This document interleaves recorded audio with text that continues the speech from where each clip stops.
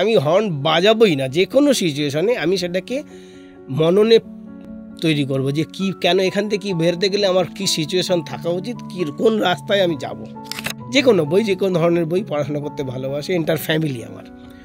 তো এই গাড়ির মধ্যে আমার বই রয়েছে নির্জন দুপুরে, একদম খুব দুপুরের মধ্যে একটা গাছতলায় বসে আমি ফুটপাতে, গাড়ি যখন কোথাও নিয়ে যেতাম একটা গাড়ি দাঁড় করতে পারলেই আমি ফুটপাতে বসে পড়তাম খবরের কাগজ পেতে, একটু ছাওয়া জায়গা, একটু শান্তিতে। মনে মনে তৈরি করেছি যে আমার হর্নের শব্দে কোনো শিশু যেন কখনো জেগে না যায়, তাহলে আমি নিজেকে অপরাধী মনে করব। এই যে নির্জন দুপুরের একটা স্বপ্ন, এটা কিন্তু আমরা ফিল করতে পারি, এই শহরটাকেও আমি সেভাবে তৈরি করতে পারি যদি আমি হর্নটা বন্ধ করে দিই। আমার কমপ্লেক্সে আমি গাড়ি নিয়ে ঢুকছি রাতের 2টোর সময়, কিন্তু গেটে এসে আমি হর্ন দিচ্ছি, because I am A educated person, একটা পোস্ট হোল্ড করি। এটা আমার কাছে ব্লান্ডার মনে হয় একখানা। এই ড্রাইভিং সিস্টেমটা যদি ওই সিমুলেটিং সিস্টেমে আমরা চেঞ্জ করতে পারি, কনভার্ট করে দিতে পারি আধুনিক উপায়ে, আধুনিক বেসিকে, এবং সেই সময় যদি তার মধ্যে ব্লাড প্রেশার ওইগুলো বলছি না, যে মেন্টালিটি মাপার মতো করে যদি তো আমরা শেখাতে পারি, তাহলে আমরা সঙ্গে সঙ্গে ক্যান্সেল করে দেবো যে এ হাই টেম্পটেড লোক, একে দিয়ে রাস্তায় গাড়ি চালানো মানে এ লোককে মারবে। আমি একটা থিওরি নিজের জায়গা থেকে আবিষ্কার করেছি, time, speed and pace always synchronise your patience.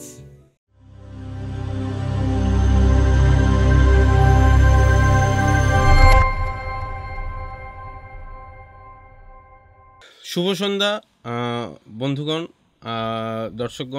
দর্শক বন্ধুরা, আমরা ভাবনাঘরের আরেকটি নতুন এপিসোডে চলে এসেছি। আশা করি আপনারা সবাই ভালো আছেন, আমাদের সঙ্গে আছেন। তবে আমরা এই মুহূর্তে একটা যে খুব ভালো সময় আছি এটা বলছি না, মানে একটা কঠিন সময় আছি এটা বলছি। কারণ হচ্ছে যে এমনিতে অনেক ধরনের রাজনৈতিক বা অর্থনৈতিক বা এবং সামাজিকগত অনেক ধরনের সমস্যা চলছে, এবং তার সঙ্গে একটা বড় ধরনের সমস্যা যেটা আমরা ফেস করছি সেটা হচ্ছে যে প্রকৃতির সঙ্গে মানুষের একটা ডিস্টেন্স হচ্ছে, প্রকৃতির সঙ্গে মানব সভ্যতার এবং মানব সমাজের একটা ডিস্টেন্স হচ্ছে, এবং পরিবেশগত দিক থেকে অনেকগুলো সমস্যা আস্তে আস্তে আমাদেরকে বোধহয় আঁকড়ে ধরছে বলে আমার মনে হয়। এবং এটা নিয়ে আমি বলছি নয়, হয়তো আমি তো খুবই ছোট একটি মানুষ, অনেক যারা বড় বৈজ্ঞানিক পরিবেশমূলক কাজকর্ম করছেন তারাও এই বিষয়ে কথাবার্তা বলছেন। তো আজকে আমাদের সঙ্গে আমার এই এপিসোডে আমার একজন বন্ধু হিসেবে রয়েছেন, দাদাই বলি, দীপক দা বলেই বলবো। দীপক দা একটি খুব অন্য রকমের, খুবই অদ্ভুত রকমের, কিন্তু খুব ইন্টারেস্টিং একটি কাজ করে চলছে গত 20-22 বছরের একটা সময় ধরে। সেটা হচ্ছে খানিকটা এরকম যে দীপকদা ড্রাইভিং করেন এবং একজন ড্রাইভার হিসেবে নিজের পরিচয় দেন, কিন্তু দীপকদা হর্নটা বাজায় না, মানে গাড়িতে যে হর্নটা থাকে সেটা দীপকদা বাজায় না। এবার এটার জন্য দীপকদা এরকম করেনি মনে হয়, আমি যদি ভুল না করে থাকি, যে দীপকদা হর্নটাকে গাড়ি থেকে বাদ দিয়ে দেয়নি, কিন্তু দীপকদা হর্নটা বাজায় না। তো দীপকদার সঙ্গে এই হর্ন ফ্রি ব্যাপারটা নিয়ে আমরা একটা আলোচনায় ঢুকব। তো ওয়েলকাম ভাবনাঘরের এপিসোডে। তো এমনিতে তো এর আগে আমরা আলোচনা করেছি, কথা বলেছি তুমি আর আমি। তো প্রথমে তোমার কাছে আসি যে তোমার কি মনে হয় যে এই যে হর্ন দেওয়া, মানে এই যে হর্ন আমরা দিই, এটা কি খুব অকারণে দিই? কারণ আমি তোমাকে এটা জিজ্ঞেস করছি কারণ তুমি ব্যক্তিগতভাবে 15-20 বছর একটা বিষয়ের মধ্যে আসো যেখানে তুমি গাড়িতে হর্নটা বাজাচ্ছ না, তাহলে হর্ন ফ্রিভাবে তুমি গাড়ি চালাচ্ছ, তাহলে আমি যদি ধরে নিই যে বেশিরভাগ ক্ষেত্রেই আমি দেখি যে আমরা যারা ড্রাইভিং করছে তারা হর্ন বাজায় এবং বিকট বাজে, আমরা হর্ন বাজাই, এবং সেখানে কি হর্ন বাজানোটাকে কি অকারণ হিসেবে, মানে অকারণে আমরা হর্ন বাজাই? তুমি কিভাবে দেখো এটাকে, আমি শুনতে চাইবো। আর আরেকটা জিনিস, এই যে যখন হর্ন বাজানোর ক্ষেত্রে আমি দেখেছি যে হর্ন দেওয়ার ক্ষেত্রে যে কিছু সময় খুব প্রবলভাবে হংকিং করা হচ্ছে বা করা হচ্ছে, সেই ক্ষেত্রে যে মানুষের সাইকোলজিটা কি কাজ করছে, যে অন্য কোথাও এর একটা ফ্রাস্ট্রেশন বা না পাওয়া বা ক্ষোভ, সেটা কি ওই ড্রাইভিং করার সময় রাস্তায় উগড়ে দিচ্ছে না কি করছে, বলো যদি একটু। আমি যেহেতু একজন গাড়ির চালক এবং প্রফেশনালি গাড়ি চালাই, মানে আমার নিজের গাড়ি ছিল, ভাড়া গাড়ি চালাতাম, সেই জায়গা থেকে আমি যা দেখেছি তাতে মনে হয়েছে যে গাড়ির চালক হচ্ছে আমাদের সমাজে তৃতীয় শ্রেণীর নাগরিক। তৃতীয় শ্রেণীর নাগরিক, চালকদের কোনো সম্মান নেই। যেমন যদি বাসে ধরি, বাস চালাচ্ছে যারা, 20% মানুষ যদি সিগন্যাল একবার দাঁড়িয়েছে বা কোথাও বেশি প্যাসেঞ্জার তোলার জন্য দাঁড়াচ্ছে, থমকে যাচ্ছে, ড্রাইভারের পেছনে লেগে গেল সবাই মিলে। 20% মানুষ, 80% নয়, 20% মানুষ তাদের অফিসের দেরি হয়ে যাচ্ছে, অমুক তমুক। এই যে নেগলেক্ট করা, এই জায়গা থেকে চালকদের মধ্যে একটা নিজেদের ক্ষোভ তৈরি হয়। আচ্ছা। এবং তাদের সেই ক্ষোভ, সেই ফ্রাস্ট্রেশনগুলো একদম হর্নের মাধ্যমে তারা বিরক্তি প্রকাশ করে। তাই একদম আমার তাই মনে হয়, মানে আমি দেখে যা মনে হচ্ছে। না হলে একটা চালক রাত্রি 10টার সময় উদম ফাঁকা রাস্তাতেও কেন হর্ন বাজাতে পুরো রাস্তাটা আসবে? এবং তাকে একবার জিজ্ঞেস করছি, দাদা কেন এত এই রাত্রিরে তো আপনার সামনে গাড়ি নেই, কেন বাজাচ্ছেন? মানে সে অন্য লোককে ইনসাল্ট করছে, দাদার একটা নেগেটিভ রেখে দাও, গিয়ে ছবি তুলে রাখবো, এই ধরনের কথাবার্তা আর কি। তাদের কতখানি ক্ষোভ থাকতে পারে, তারা এই ধরনের কথাবার্তা মানুষকে বলছে। একটা সাধারণ মানুষ, যাকে আমি চিনি না, জানি না, তার ব্যবহারে তাকে বলছি, দাদা কেন এত বাজাচ্ছেন, তাতে যদি সে এরকম বলে, তাতে পরিষ্কার বোঝা যায় তার মনের মধ্যে কি ক্ষোভ তৈরি হয়েছে সারাদিনের। সেটাই। শুধু তাই নয়, সকালবেলাও, ভোরবেলা, রাস্তা ফাঁকা রাস্তা, হয়তো এয়ারপোর্ট যাচ্ছে, বাজাতে যাচ্ছে কেন না, তাকে ভোরবেলা জোর করে তুলে গাড়িতে বসিয়ে তাকে কাউকে এয়ারপোর্ট ছাড়ার জন্য পাঠানো হচ্ছে। তার মানে কোনো স্বেচ্ছায় সে যাচ্ছে না, যে অনেক বিরক্তি নিয়ে যাচ্ছে, পেটের দায়ে যাচ্ছে বা কোনো কারণে। এই ব্যাপারগুলো কাজ করে। আর একটা জিনিস কাজ করে, সেটা হলো আমাদের প্রপার এডুকেশন নেই। আমি পড়াশোনার এডুকেশন বলছি না, আমাদের সামাজিক জ্ঞানটা নেই। যারা গাড়ি চালায়, আমি ব্যক্তিগত গাড়ি অনেকেই চালায়, সেটার প্রসঙ্গ পরে আসছি। যেহেতু পুরো সমাজটাই চলছে একটা প্রফেশনাল ড্রাইভারদের উপরে নির্ভর করে, পুরো ট্রাভেলটাই চলে, তাদের কথা যদি, তাদেরকে সেইভাবে কেউ শিক্ষিত করে তোলেনি। সেটা আমাদের আমি জানতে চাই, মানে তুমি কি জাতীয় শিক্ষার কথা বলছো এখানে? সামাজিক শিক্ষা। তাদের গাড়ি চালাতে এসছে, তারা একদম পেটের দায়ে লেগে থেকে হেল্পারি করতে গিয়ে বা একটু পয়সা কোনো খরচ করে ড্রাইভারি করলে একটু পয়সা রোজগার করবো, এইভাবে এসছে। এটা যে সামাজিক শিক্ষা, ড্রাইভিংটা একটা সুন্দর প্রফেশন, এবং এটা একটা নির্দিষ্ট নিয়মকানুন মেনে শিখলে যে জিনিস হতে পারে, সেগুলো তাদেরকে দেওয়া হয়নি। একটা মিনিমাম একটা এডুকেশন লেভেল, যাতে সে পড়াশোনা জানে, বা মিনিমাম একটু জ্ঞান, একটু নলেজ তাদেরকে বলে দেওয়া, রাস্তার নিয়মকানুন সম্বন্ধে একটা সচেতনভাবে তৈরি করা, এগুলো তারা কিছুই জানে না। তারা ঘষতে এই জায়গায় আসে বলে তাদের নিজেদের প্রতি একটা ক্ষোভ তৈরি থাকে সবসময়। মানে আমার বন্ধুবান্ধব যারা, যত গাড়ি চালক আমি দেখেছি, আমি এই হর্ন বাজাই না বলে তারা আমাদের উপরই রাগ। এটা কখনো হয় না। আমি কিছু লোককে বোঝাতে পেরেছি যে এটার ফলে কি হয়, কেন তোমরা এত বিরক্ত হয়ে যাচ্ছ, কেন আমি বিরক্ত হচ্ছি না।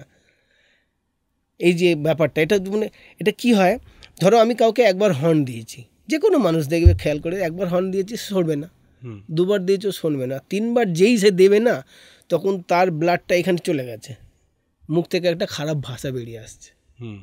এটা আমি বহুবার ফলো করে দেখেছি। একবারে যদি না সরে দ্বিতীয়বারে না সরে তৃতীয়বারে হর্নের সাথে সাথে তার মুখের এবং চোখ মুখের এক্সপ্রেশন যেটা হয়, টোটাল তার অ্যাটিটিউডটা যেটা চলে গেল, সেটা সে তার নিজেরই ক্ষতি করছে। সেই নিজের ক্ষতিটাকে কেউ বোঝাতেও পারলো না মানুষ। তার হার্টের ক্ষতি হচ্ছে, তার কি বলবো, নার্ভের ক্ষতি হচ্ছে, সে উত্তেজিত হয়ে যাচ্ছে, তার শারীরিক ক্ষতি হচ্ছে। আর এই শব্দ করতে করতে তার কানটা তো নষ্ট হচ্ছে, কারণ এত ভলিউম, মানে এই 65 ডেসিবেল যে একটা গল্প আছে, সেটা তো নয়। যে কোনো ডেসিবেল আমাদের 100-র ওপরে থাকে সবসময়, আমরা কথা বলছি সেটাও 100-র ওপরে হয়তো থাকে। এই ডেসিবেলটা আমাদের কানটাকে তো একটা সময় বধির করে দেবে। শুনতে চাইবো যে মানে তোমার কি জায়গা থেকে, মানে তুমি মানে এটা কি কী জায়গা থেকে মনে হলো যে ড্রাইভিং করব কিন্তু হর্নটা বাজাবো না, বা এইভাবে, এটা কি কাউ থেকে তোমার একটা মোটিভেশন এলো, বা কিছু পড়লে বা বুঝলে, বা কি জায়গা থেকে এই জায়গাটা শুরু হলো, যাত্রাটা শুরু হলো? এটা তো খুব, মানে এটাই তো একদম মেন জায়গা, মেন পয়েন্ট। সেটা হলো যে আমি বই পড়তে ভালোবাসি, বেশি লেখাপড়া শেখা হয়নি, মানে বেশিরভাগ চালকরা যেটা হয় আর কি, লেখাপড়া শেখা হয়নি, পেটের দায়ে একটা জায়গায় এসে রোজগার করতে হবে, এই জায়গা থেকে চলে এসেছি লাইনে। তো বই পড়তে ভালোবাসি। আমি জানি আমার এডুকেশনটা হয়নি, কিন্তু আমার পড়তে হবে, অনেক পড়তে হবে, যা পাবো তাই পড়বো। এই পড়ার নেশাটা তোমার ছোটবেলা থেকেই ছিল? হ্যাঁ, এটা আমার ছোটবেলা থেকেই ছিল এবং এখনো আছে। মানে যে এখনও নেই তা নয়, আমি বইয়ের সঙ্গেই থাকি বলা যায়। যে কোনো বই, যে কোনো ধরনের বই পড়াশোনা করতে ভালোবাসি, এন্টার ফ্যামিলি আমার। তো এই গাড়ির মধ্যে আমার বই রয়েছে। নির্জন দুপুরে একদম খুব দুপুরের মধ্যে একটা গাছতলায় বসে আমি ফুটপাতে, গাড়ি যখন কোথাও নিয়ে যেতাম একটা গাড়ি দাঁড় করতে পারলেই আমি ফুটপাতে বসে পড়তাম খবরের কাগজ পেতে, একটু ছাওয়া জায়গা, একটু শান্তিতে বইটা পড়ি, মনটা একটু ভালো থাকে। তো সেখানে একটা জীবনানন্দের কবিতা পড়ছিলাম, একটা নির্জন দুপুরের স্বপ্ন জীবনানন্দ এঁকেছে। সেটা পড়ে আমি তখন ফিল করছি যে আমি কি এই দুপুরটা তৈরি করতে পারি না। আচ্ছা, এরকম একটা দুপুর, মানে কিরম দুপুর বলবো, জীবনানন্দের একটা কবিতায় পড়ছো। এখানে ঘুঘুর ডাকে অপরাহ্নে শান্তি আসে মানুষের মনে, এখানে সবুজ শাখা আঁকা বাঁকা হলুদ পাখিরে দেয় ঢেকে, জামের আড়ালে সেই বউ কথা কওটিরে যদি দেখে ফেলো একবার দীপ্যর অপরাহ্নে যদি এই গুনগুনে ধরা দাও, তাহলে আজীবন থেকে যেতে হবে তোমার বনে। এই যে অদ্ভুত একটা ছবি, এই ছবিটা আমাকে একদম বদলে দিল বলা যায়। আমি তখন মনে মনে ভাবছিলাম যে এই নির্জন দুপুর তো আমি কাটিয়েছি, আমাদের দিগন্ত ধানের মাঠ, বাবলা গাছে বাবলার পেঁচানো বাবলার সঙ্গে লগি দিয়ে বাবলা পেড়ে খাওয়া, তারপরে ঘুড়ির ল্যাজ লাগিয়ে আকাশে চিলেদের দেশে ঘুরে বেড়ানো, এই যে নির্জন দুপুরের একটা স্বপ্ন, এটা কিন্তু আমরা ফিল করতে পারি। এই শহরটাকেও আমি সেভাবে তৈরি করতে পারি যদি আমি হর্নটা বন্ধ করে দিই, তাই না? হর্নটা বন্ধ করে দিলে আমি এটা পাবো। এটা আমার সেই মুহূর্তে তৈরি হয়েছে মনের মধ্যে, এবং আমি পেছন থেকে শুরু করেছি, শুরু থেকে করিনি। আমি হর্নটা বন্ধ করে দিয়ে আমার প্রফেশনালি গাড়ি চালানোটা আমি চালিয়ে গেছি এত বছর ধরে, হর্নটা বন্ধ করে দিয়েছি। এবং তুমি নিশ্চয়ই হর্নের ওই জায়গাটা খুলিনি, গাড়ি থেকে বাদ দিইনি, বাজানোটা বন্ধ করে দিয়েছি। আমি হর্ন বাজাবোই না, যে কোনো সিচুয়েশনে আমি সেটাকে মননে তৈরি করব যে কেন এখান থেকে কি বেরোতে গেলে আমার কি সিচুয়েশন থাকা উচিত, কোন রাস্তায় আমি যাব, হর্ন বাজাবো না, দেখা যাক কী হয়। এবং সেই শুরুটা আমার বড় অদ্ভুত লেগেছে সত্যি সত্যি। সারাদিন গাড়ি চালানোর পরে একটা বা দুটো বাজিয়েছি প্রথম হয়তো, এবং আফসোস হয়েছে, দুটো হর্ন বাজিয়ে feleছি, এটা না বাজালে মনে আজকে একদম রেকর্ড হতো। এই অনুভবটা সিগারেট ছাড়ানো অদ্ভুত ব্যাপার একটা, এটা একটা দারুণ ফিলিংস। যারা ছেড়েছে তারা বুঝতে পারবে, যারা ছাড়েনি তারা বুঝতে পারবে না। এইটা করতে করতেই আমি দেখলাম যে সত্যিই সম্ভব, এবং তাতে দেখলাম যে মেন্টালি অনেক হ্যাপি থাকা যায়। সারাদিনে গাড়ি চালানোর যে ক্লান্তি তৈরি হয় সেখান থেকে নিজেকে রিলিফ করা যায়। আচ্ছা, কারণ যে কোনো মানুষ যদি কোনো ভালো কাজ করে, তার বায়োলজিক্যাল সিস্টেম তাকে একটা অন্য জায়গায় নিয়ে যায়। এটা একদম বাস্তব সত্যি কথা। মানে আমার ক্ষেত্রে আমি একটা ভালো কাজ করছি আমার মনের মধ্যে, আমি সামাজিক ক্ষতি করছি না।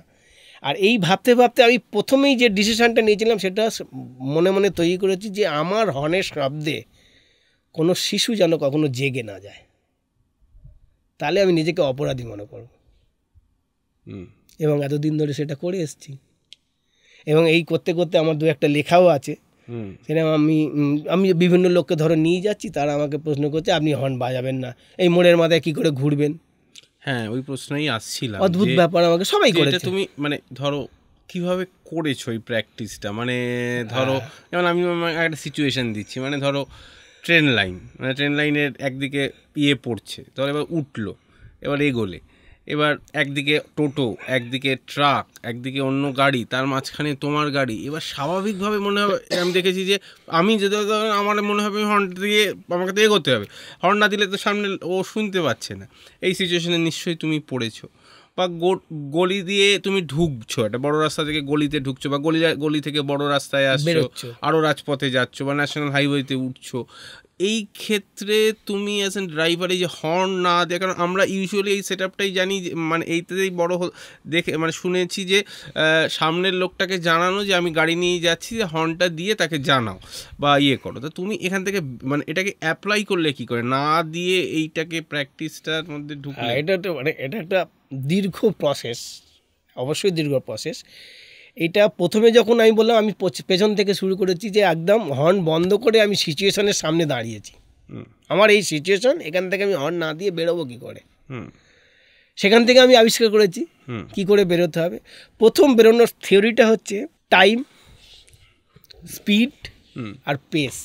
আচ্ছা, পেসটা হচ্ছে ভাইটাল, আমি গলিতে গাড়ি চালাচ্ছি, না সাধারণ শহরে গাড়ি চালাচ্ছি, না হাইওয়ে দিয়ে আমি একটা শহর থেকে আর একটা শহরে যাচ্ছি, প্রত্যেক কটা স্টেজ আলাদা।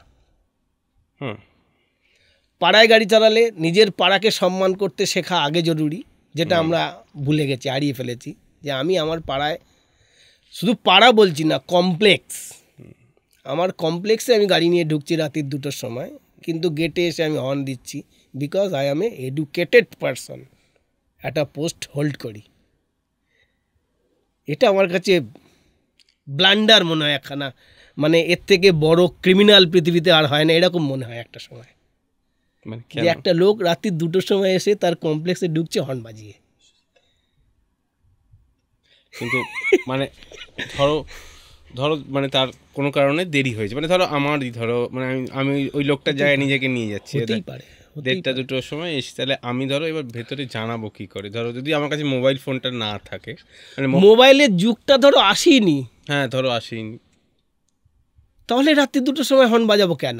অ্যাজ পার মানুষ হিসেবে আমার তো বোঝা উচিত, আমার যদি তখন একটা বাচ্চা থাকে ওখানে, যে সবে জন্মেছে 6 মাসের শিশু, আমার বোধ কি সেটা কাজ করবে না যে আমার বাচ্চাটা ঘুমোচ্ছে, হর্ন বাজাবো না, আস্তে করে দরজাটা খুলবো বা দারোয়ানকে ডাকবো প্রয়োজন হলে?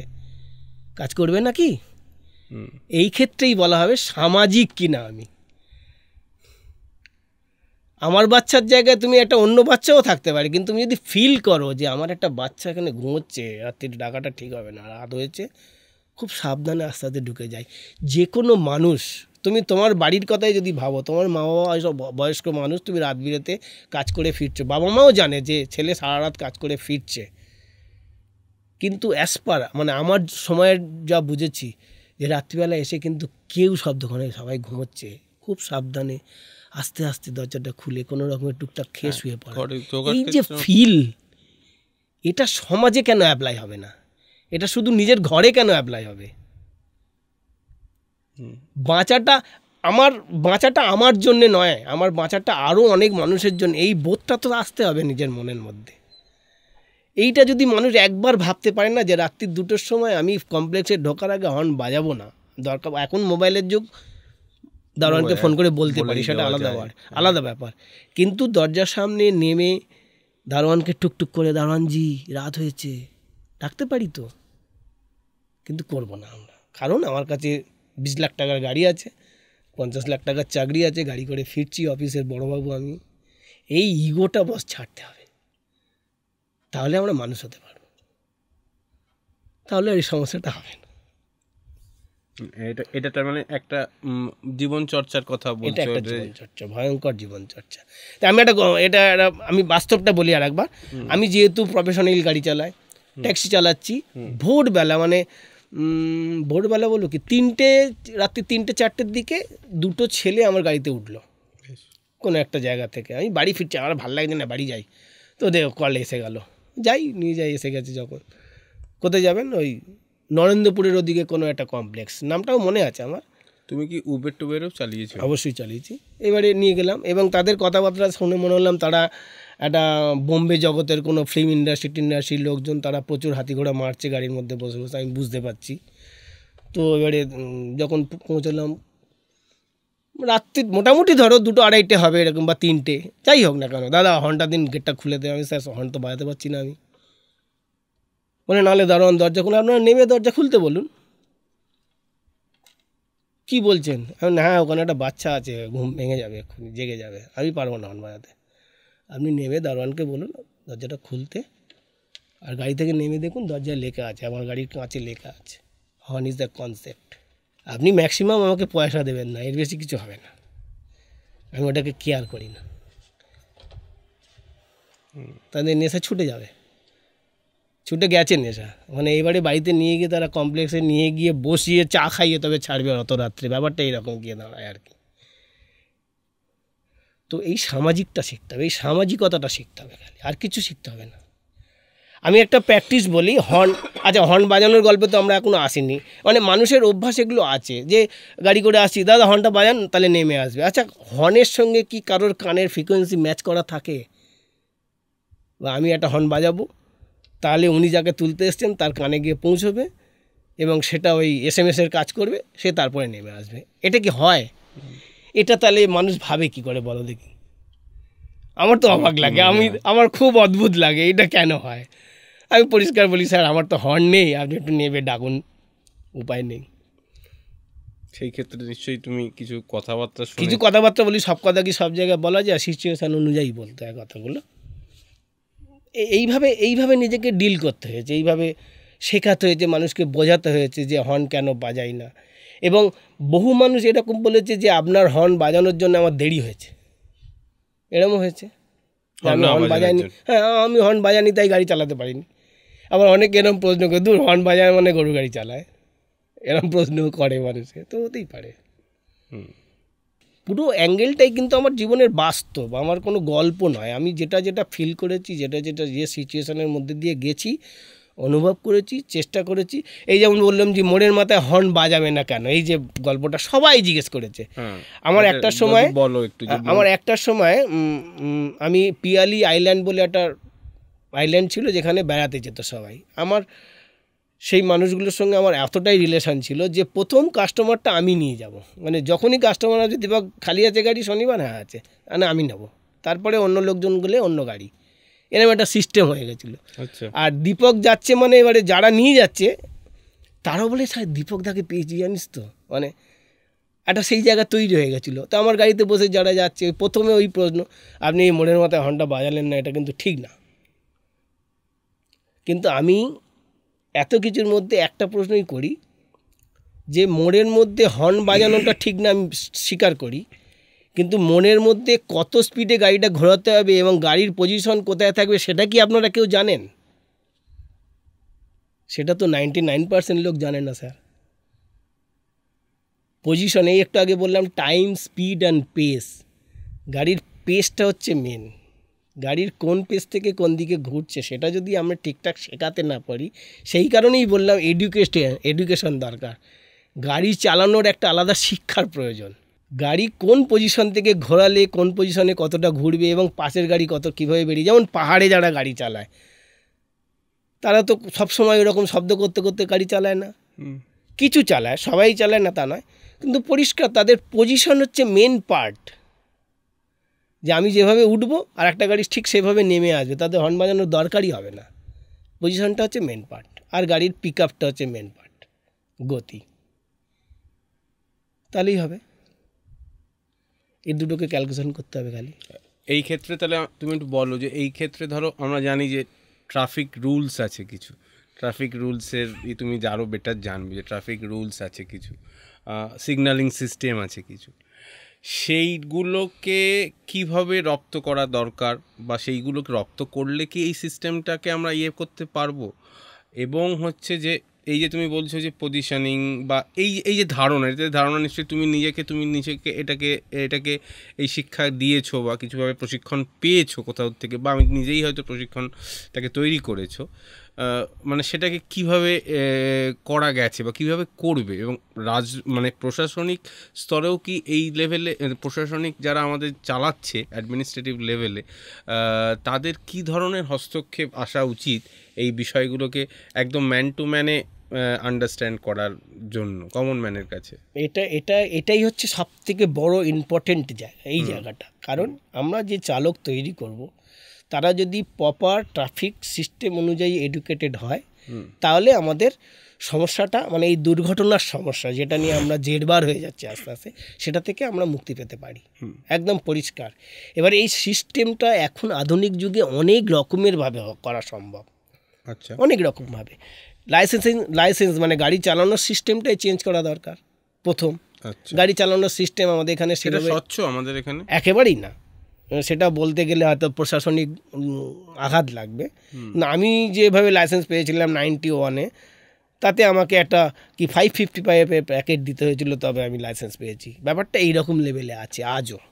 এবং আমি যদি সার্কুলার রোডে সেন্ট লরেন্স কলেজের সামনের ওই মুখটায় গিয়ে দাঁড়াই, যেখানে ড্রাইভিং লাইসেন্স টেস্ট হয়, সেখানে দেখা যাবে একটা ড্রাইভার গাড়িতে বসছে এবং 10 মিটার গাড়ি চালাচ্ছে কিনা সন্দেহ আছে, নেমে যাচ্ছে, লাইসেন্স হয়ে যাচ্ছে। এইভাবে তো লাইসেন্স সিস্টেম নয়। লাইসেন্স মানে একটা চালককে প্রপার গাড়ি চালানো শিখতে হবে, তবে তো সেই লাইসেন্সটা পাবে। এবং এখান থেকে বেরোতে গেলে এখন আধুনিক সিস্টেমে আমি যেটা মনে করি, আচ্ছা আর একটা প্রশ্ন করি, আমাদের যে যারা প্লেন চালানো শেখে তারা কিভাবে শেখে, বা যারা ট্রেন চালানো শেখে তারা কিভাবে শেখে? একটা প্লেন নিয়ে আকাশে উড়ে তো ড্রাইভার শেখে না, একটা নির্দিষ্ট প্রসেসের মধ্যে গিয়ে তারপরে সে প্র্যাকটিক্যাল, তার মানে অনেক সিচুয়েশন গ্রোথ করা হয়, সেই গ্রোথ করার মধ্যে দিয়ে সে ড্রাইভিংটা শেখে, তারপরে সে ফ্লাইট করতে পারে। আমাদের ড্রাইভিং সিস্টেমটাও তো সেই সিমুলেটর সিস্টেমের মধ্যে দিয়ে শেখাতে পারি আমরা, একটা মেশিনের সামনে বসিয়ে তার টেম্পারেচার, ব্লাড প্রেশার, তার অ্যাগ্রেসিভ কীভাবে হচ্ছে না হচ্ছে, সে কীভাবে গাড়ি চালাচ্ছে, তার পজিশন জ্ঞান সেখানে সম্ভব। সেটা অনেক সহজ হয় তো ব্যাপারটা, রাস্তায় গাড়ি চালানো না শিখিয়ে। এখানে মাঝখানে ট্রেনিং দেওয়ার পরে তো আমরা পথে নিয়ে গিয়ে গাড়ি চালানো শেখাতে পারি, প্র্যাকটিক্যাল বড় গাড়ি ধরিয়ে দিলাম, চালাও এবারে। তার আগে তো সে সিচুয়েশনে একদম সিমুলেটরে বসে শিখে নিতে পারে। আধুনিক উপায়ে অনেক কিছুভাবে অনেক সুন্দরভাবে গাড়ি চালানো শেখানো সম্ভব। আর একটা জিনিস আসছে ট্রাফিক আইন। আমরা সবসময় লিখি, সব গাড়ির পেছনে লেখা থাকে ট্রাফিক রুলস মেনে চলুন। বাস্তবটা আমি এতদিন গাড়ি চালানোর পরে বিশ্বাস করি অ্যাকচুয়ালি কেউ জানে না ট্রাফিক রুলসটাই বাকি। আচ্ছা, ট্রাফিক রুলস বলতে যেটা দেখা যায়, লাল হলুদ সবুজ, ছোটোবেলায় বাবা মা শিখিয়েছে।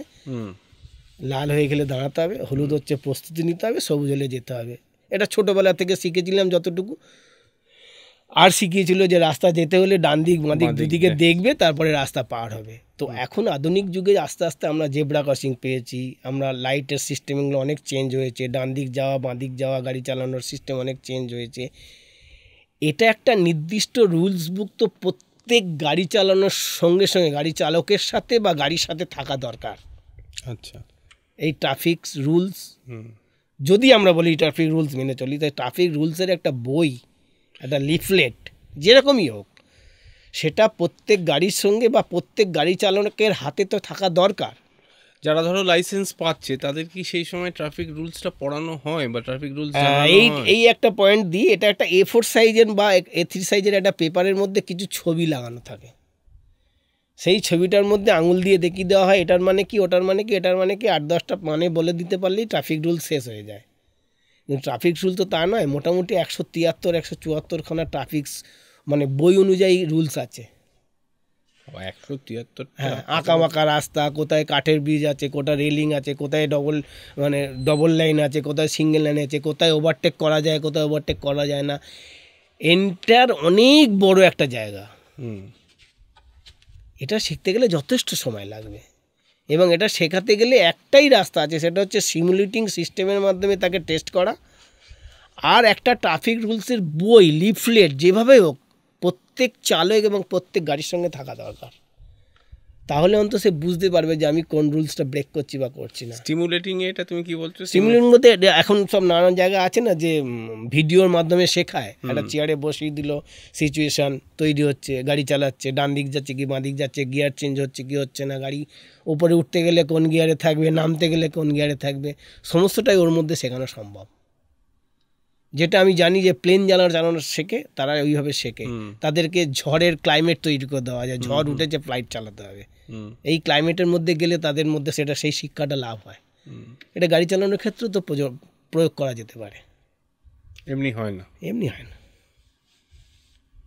এমন কিছু খরচ সাপেক্ষ নয়। কিন্তু আমরা যদি সিস্টেমেটিকভাবে একটা সমাজকে এগিয়ে নিয়ে যেতে চাই, তাহলে আমাদের প্রথম দরকার হচ্ছে নাগরিক শিক্ষা। আমাদের নাগরিক, আমাদের যদি ধরি শিশু থেকে যদি শুরু করি, স্কুল থেকে, সেখান থেকে শিক্ষাটা উঠে আসা উচিত। পুঁথিগত শিক্ষাটা একটা মানুষকে বড় করে, অনেক অন্য কিছু করে, কিন্তু প্রাথমিক যে শিক্ষা, নাগরিক, সৎ নাগরিক বা সুন্দর নাগরিক তৈরি করতে গেলে আমাদের এই সামাজিক শিক্ষাগুলো একান্ত প্রয়োজন, যেটা না করলে আমরা কখনোই ডেভেলপ করতে পারবো না। আমাদের সামাজিক অবস্থাটা খুব খারাপ জায়গায় চলে যাচ্ছে। বিশেষ করে যদি স্কুলের বাচ্চাদের ধরি, স্কুলের বাচ্চা মানেই বাঁ হাতে একটা বগল দাবায় ধরা আছে, বাচ্চাটাকে রাস্তা ক্রস করছে, ডান হাতটা আকাশে তুলে দিয়েছে, ট্রাফিক পুলিশ সেজে নিয়েছে, মা বা বাবা যেই হোক রাস্তা পেরিয়ে চলে গেল। বাচ্চাটা শিখেই গেল যে গাড়ি পেরোতে গেলে আমাকে ডান দিক বাঁ দিক দেখতে হবে না, খালি ডান হাত তুললেই গাড়ি দাঁড়িয়ে যাবে, আমি রাস্তা পেরিয়ে যাব। এই জায়গা থেকে বার করতে হবে বাচ্চাদের। এই ট্রাফিক আর এই কথাটা ভালো বলেছো। ট্রাফিক রুলসটাকে আমি মনে করি ট্রাফিক রুলস মেনে চলার কোনো প্রয়োজন নেই, ট্রাফিক রুলসটাকে অভ্যাসে পরিণত করা প্রয়োজন। প্রত্যেক প্রতিদিনের একটা মানুষের অভ্যেসে। অভ্যেস, আমরা যেরকম খাওয়া দাওয়া করি, ঘুমোই, যে অভ্যাসে পড়াশোনা করি, যে অভ্যাসে যা শিখি, পথ চলার নিয়মটা অভ্যাসে পরিণত করা একান্ত দরকার। তাহলে আমরা অনেক বেশি ডেভেলপ করতে পারবো। শুধু পথ চলার নিয়ম নয়, এর মধ্যে কিন্তু সামাজিক অনেক দায়বদ্ধতা এসে যায়। শুধুমাত্র গাড়ি চালাচ্ছি সেটা নয় কিন্তু, বা এই রাস্তা পেরোচ্ছি সেটা নয়। আমি রাস্তায় একটা আইসক্রিম খাচ্ছি, খেতে খেতে আমি ছুঁড়ে ফেলে দিলাম, এটাও একটা অভ্যাস, এটাও একটা সামাজিক অভ্যাস। এটাও কিন্তু মা বাবা বাচ্চাদের সুন্দরভাবে শিখিয়ে দিতে পারে যে খাচ্ছ খাও, ফেলবে না, পকেটে রাখো, জমা করে রাখো, ডাস্টবিন থেকে ফেলে দেবো। বহু মানুষ করে, আমি দেখেছি। বা বাচ্চাকে সকালবেলা স্কুলে নিয়ে যাচ্ছে, নিজেও হেলমেট পরলো না, বাচ্চাকেও পরালো না, স্কুলে যাচ্ছে। আমাদের পাড়ায় একটা মিষ্টির দোকান আছে, তাদের স্কুটার আছে, বাচ্চাকে নিয়ে যায়। আমি হঠাৎ একদিন বসপুকুর মোড়ে দেখে ফেলেছি যে চোঁ করে চলে গেল, দুজনেই হেলমেট নেই। তো আমি একদিন রাস্তায় ধরে দেখা হয়েছে, বলেছি আমি, তুমি বাচ্চাকে নিয়ে সেদিনকে স্কুলে যাচ্ছে দেখলাম, সিগন্যালটাও দেখলে না, বেরিয়ে গেলে। আমি দাঁড়িয়েছিলাম ওখানে, দেরি হয়ে গেছে।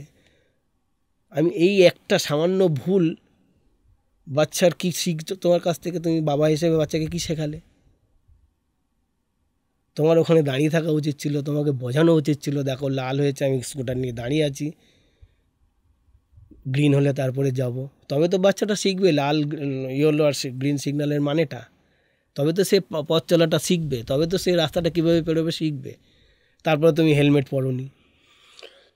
তো এখন থেকে যদি এই শেখাও, তাহলে কী হবে? পড়াশোনা শিখিয়ে মাধ্যমিকের পরে একটা বাইক কিনে দেবে, তারপরে ঘরে বসে কান্নাকাটি করবে। এবং পরবর্তীকালে সেই ছেলেটা মানে এই রিসেন্ট মাধ্যমিক দিল, এবং তারপর থেকে যথেষ্ট ভালোভাবে, এবং এখনও দেখা হলে কথা হয় যে আপনি বলেছিলেন বলে একটু বুঝতে পেরেছিলাম, অনেক ভালো শিখেছে, জানেন তো।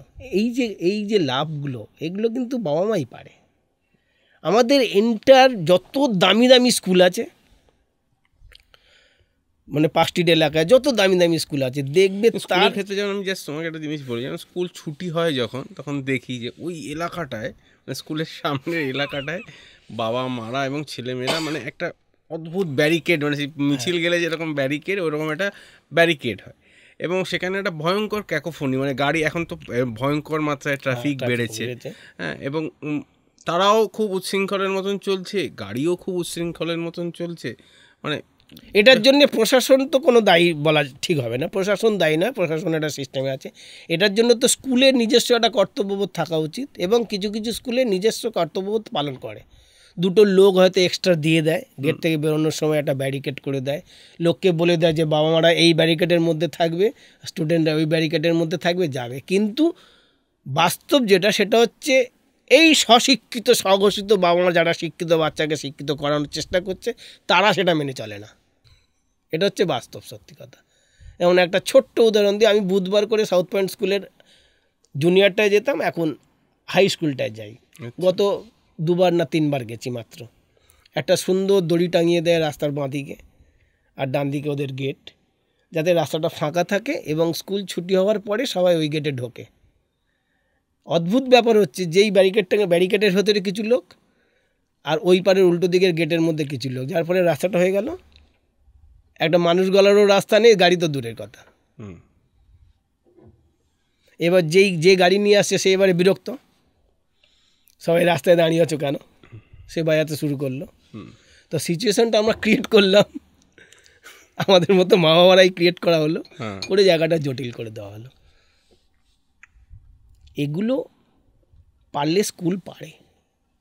স্কুল যদি একটা সেই ধরনের সিস্টেম চালু করে যে ঠিকঠাক ট্রাফিক রুলস মেনে যারা স্কুলে আসবে তাদের মধ্যে একটা অন্য ধরনের কিছু প্রতিযোগিতা থাকবে, বা কোনো পুরস্কার থাকবে, বা কোনো মার্কস থাকবে। এখন তো মার্কসের যুগ, 98% না পড়লে বাচ্চা বড় হয় না, মার্কসটা মেন হয়ে দাঁড়িয়েছে। এই শিক্ষাটা পারলে স্কুলই দিতে পারে। স্কুল নিজেদের একটা ক্লাস করতে পারে। সিলেবাসের মধ্যে কি আছে ট্রাফিক রুলস? না, একটা সময় হয়তো ছিল, হ্যাঁ, একটা জিনিস আছে, কিন্তু পার্ক সার্কাস ময়দানের পেছন দিকে একটা ট্রাফিক সিগন্যাল সিস্টেম মাধ্যমে কিভাবে রাস্তায় চলতে হবে, কি করতে হবে, তার একটা পার্ক করা আছে, যেখানে বাচ্চাদের নিয়ে গিয়ে শেখানো যায়। কিন্তু সেটা বহুদিন বন্ধ। আমি গিয়ে একবার ছবি তুলে নিয়ে এসেছিলাম যে এরকম একটা সিস্টেম তো আছে, কিন্তু সেটাকে ব্যবহার করা হয় না। আচ্ছা। এটা কীভাবে জেব্রা ক্রসিং আছে, কীভাবে রাস্তা পেরোতে হবে, কোথা দিয়ে হাঁটতে হবে, সেগুলো সব পেডেস্টাইল করা আছে, রাস্তা করা আছে, এগুলো করা থাকে। কিন্তু আমাদের এখানে সিস্টেমটা হয় না, সেইভাবে পালন করে না কেউ। এটা স্কুল পারে, স্কুলের হওয়া উচিত। শুধু এডুকেশন দিয়ে মানুষ তৈরি হয় না। তার একটা স্পষ্ট উদাহরণ হচ্ছে, আমি মাঝে মাঝে দেখি যে গাড়ির পেছনের কাছে লেখা থাকে আয়ামে অমুক সেন্ট থেকে পাস করা, আয়ামে অমুক জায়গা থেকে পাস করা, গাড়ির কাছে বেশ গর্বিতভাবে লেখা থাকে। আর সেই গর্বিতভাবে সে গাড়ি নিয়ে যাতায়াত করে উদমভাবে, দেখলেই কিনা ঘৃণা করতে ইচ্ছা করে আর কি। অমুক জায়গা থেকে বেরিয়ে এরম একটা লোক গাড়ি নিয়ে যাচ্ছে, শ্রদ্ধা জাগে না আর মনের মধ্যে। সেটা পারে, স্কুল পারে, স্কুলের পাড়া উচিত। এমার্জেন্সি এক্সিট নিয়ে একটা গল্প বলছিলে তুমি। ওটা প্যাথেটিক গল্প। ওটা সত্যি অসহায় লেগেছে আমার। আমি কোনো একটা রুবির ওখান থেকে কোনো একটা হসপিটাল থেকে একটা ডাক্তারকে তুলেছিলাম আমার ট্যাক্সিতে। তো আমার গাড়িতে যেহেতু কাঁচে দুটো, সামনের কাঁচে পেছনের কাঁচে লেখা থাকে horn is the concept, eye care for your heart. তো কিছু মানুষ আছে যারা অনেক কিছু দেখে, আবার কিছু মানুষ আছে মাথা নিচু করে ঢুকলে মাথা নিচু করে বেরিয়ে গেল। তো ডাক্তারবাবুর চোখে পড়ে গেছিলো এই লেখাটা। লেখাটা চোখে পড়ার পরেই বলছে, বা আপনার লেখাটা তো খুব সুন্দর। বলে, হ্যাঁ স্যার আমি চেষ্টা করছি, হর্ন বাজাই না। বলে, আপনি ভালো বলেছেন। আমি যখন না সেই হিথ্রো এয়ারপোর্টে নেমেছিলাম, আমি প্রথমে বিশ্বাস করি না, আমি ভেবেছিলাম আমার কানটা খারাপ হয়ে গেছে। আমি যখন প্রথম বিদেশ যাই আমার মনে হচ্ছে কান খারাপ হয়ে গেছে। তারপরে অনেক পরে আমি বুঝতে পারলাম যে এখানে তো লোকে হর্নও বাজায় না, আর কথাও অনেক কম বলে, মানে অনেক লো ভয়েসে কথা বলে। অথবা আমি ঠিক আছি, যেহেতু কলকাতা থেকে এসেছি, তাই আমার ওই কিছুক্ষণ সময়ের জন্য ওটা হয়েছিল। তো সেই গল্প করতে করতে হঠাৎ আমি তাকে বললাম, স্যার আমি কদিন আগে অ্যাপোলো নার্সিংহোমের অ্যাপোলো হসপিটালের এমার্জেন্সির কাছে কিছুক্ষণ দাঁড়িয়েছিলাম, জানেন তো, একটা প্যাসেঞ্জার নিয়ে গেছিলাম, ছিলাম কিছুক্ষণ একদম এমার্জেন্সি গেটের মধ্যে, এমার্জেন্সি যেখানে লেখা বোর্ড যেখানে ঢুকছে সেইখানে দাঁড়িয়ে সবাই হর্ন বাজাচ্ছে এবং আপনাদের সিকিউরিটিটা কেউ কিছু বলছে না। বলে, এই রে, আপনি তো ভালো জায়গায় প্রশ্ন করেছেন, আপনাকে একটা গল্প বলি তাহলে আপনি বুঝতে পারবেন ব্যাপারটা কী। আমি বলুন। বা ঠিক তার দিন 10 আগে সম্ভবত ওই একটা ভূমিকম্প হয়েছিল, কলকাতায় এফেক্ট হয়েছিল। নেপালের ভূমিকম্প যেটা, হয়তো নেপালের, আমার ঠিক অতটা মনে নেই, কিন্তু ওই সময় কলকাতায় কিছুটা এফেক্ট এসছে। তো আমি ওই সময় নিচে ছিলাম, সৌভাগ্যক্রমে একদম নিচের ফ্লোরেই ছিলাম। তো সব লোক দৌড় করে দৌড়ে নেমে আসছে, আমি খালি যেখানে যে সিকিউরিটি দাঁড়িয়ে ছিল বললাম, এমার্জেন্সি গেটটা খুলে দিন। ও বলল, স্যার ওটা তো খোলা যাবে না, ওটা হচ্ছে ফায়ার এক্সিট। Fire exit? হ্যাঁ, ওটা আগুন লাগলেই খোলা যায়, ওটা এমার্জেন্সিতে খোলা যায় না।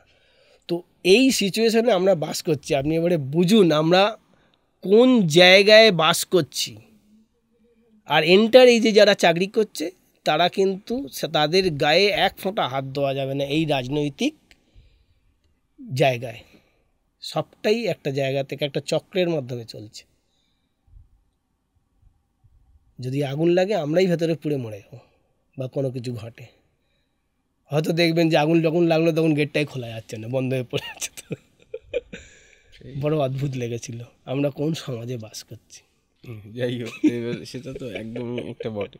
তো দীপক দাদা, একটা জিনিস বলো যে তুমি যখন এটা প্র্যাকটিস শুরু করলে, তোমার চেনা সার্কেলে, মানে তোমার বন্ধু বান্ধব মহল তা এবং পরিবারের মহল, তোমার তো ছোটো একটা পরিবার আছে, সেইখানে তুমি কী জাতীয় রিয়াকশান পেলে? এবং সেখানে তুমি তোমার পরিবার যদি আমি সব থেকে কাছের একটা ইয়ে মনে করি, সেখানে তুমি এই চেতনাটাকে কিভাবে পাস অন করাতে পেরেছো? বা সেখানে প্রথমবার যখন মানে ওরা জানলো তোমার পরিবারের, তোমার ছেলেমেয়েরা বা ইয়ে, কীভাবে রিয়াকশান হলো, তুমি কিভাবে পাস অন করলে, বন্ধু মহলে কী রকম পেলে? আমরা যে সময়ে আমাদের বোসপুর এলাকায় মানুষ হয়েছি, সেই সময় আমাদের প্রকৃতিটা ছিল অদ্ভুত সুন্দর। ধান গাছ, ধানের ক্ষেত, পুকুর, তালবাগান, বাবলা গাছ, সব কিছু ছিল। এখন তো আধুনিক শহরে বাস করি আমরা। এটা কোন সময় কথা বলছো? এটা 90, 80, 90। 80-তে মনে হয় মাধ্যমিক দিয়েছি আমি। 10টা বছর তো অন্য জীবন কাটিয়েছি, ফুটবল কেটেই তো জীবনের অর্ধেক সময় কেটে গেছে। হ্যাঁ, তোমাদের ফুটবলে একটা খুব ভালো ফুটবলে একটা দুরন্ত জায়গা ছিল এবং খুব ভালো ফুটবলার ছিলাম আমরা। মানে আমাদের ইয়ংস্টার ক্লাব যে আছে সেই ক্লাবের সব কটা এক বয়সের ছেলে, সমবয়সী, আজও সবাই একসঙ্গে মর্নিং ওয়াক করি। আমাদের খেলাটা ছিল অন্য ধরনের একটা খেলা। তো সেই জায়গা থেকে আমার মনে হচ্ছে প্রকৃতি যদি না বাঁচে আমরা কিন্তু বাঁচবো না স্যার। এই বোধটা আমাদের সমাজ থেকে হারিয়ে যাচ্ছে।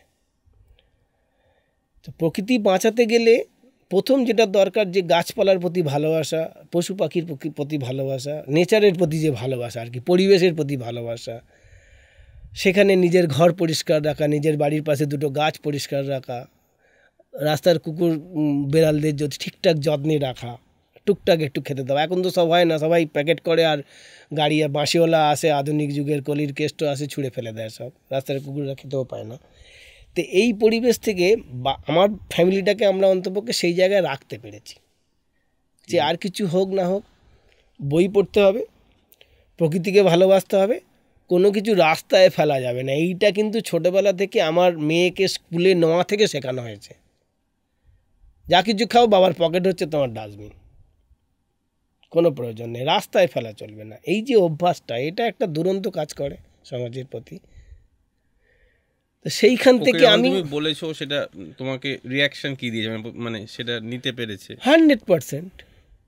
এবং ওকে এরকমও দেখিয়েছি যে তোমাকে লোভ সম্বরণ করতে হবে। রাস্তাঘাটে ধরনের যেতে যেতে দেখেছি যে থরে থরে সাজানো আছে লোভ, দেখে চকচক করে দুটো চোখ, কমে পকেটের লোড আর বাড়ে জীবনের ক্ষোভ। এই জায়গা থেকে তোমাকে দূরে থাকতে হবে। এটা আমি ওই অ্যাকচুয়ালি ওটাই, কিন্তু এই যে বাচ্চাকে নিয়ে স্কুলে যাওয়াটা হচ্ছে বাবা মার কাছে সব থেকে শ্রেষ্ঠ একটা সময়, বাচ্চাকে একদম ভিতটা তৈরি করে দেওয়া। এটা আমি ফিল করেছি। আমি গাড়ি চালিয়েছি, আমি একটা 3য় শ্রেণীর নাগরিক অ্যাসপার। এখন আমি যে জায়গায় আছি সেটা বলছি না, কিন্তু যখন গাড়ি চালাতাম তখন একটা মানুষের, একদল মানুষের কাছে কিন্তু আমি ড্রাইভার। এবং নিয়ে পরে মানে পরের এটাই আসবে, মানে কেন 3য় শ্রেণী, মানে কোন জায়গা থেকে এটা হয়, এটা মানে বলে লাভ নেই। তো সেইখান থেকে আমি কিন্তু ওই পরিবেশ সচেতনতাটা একদম সুন্দরভাবে শেখাতে পেরেছি।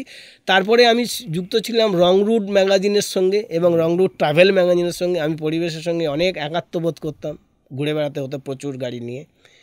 যার ফলে সেই শিক্ষাটা কিন্তু খুব ভালো আমার পরিবারের প্রতি যথেষ্ট কাজে লেগেছে। আমি হর্ন বাজাবো না, তারা বলিষ্ঠভাবে সাপোর্ট করেছে। আমার মেয়ে তো দারুণ খুশি। এবং এই যে পরিবেশ নিয়ে আমি কাজ করি, সেটা আজকেও পরিবেশ নিয়ে কাজ করছে, সমাজ নিয়ে কাজ করছে, ন্যাচারাল রিসোর্স নিয়ে পড়াশোনা করছে। সেটা হয়তো ওর এফেক্ট এসেছে আমার জীবনচর্চার সঙ্গে, হতে পারে মেবি।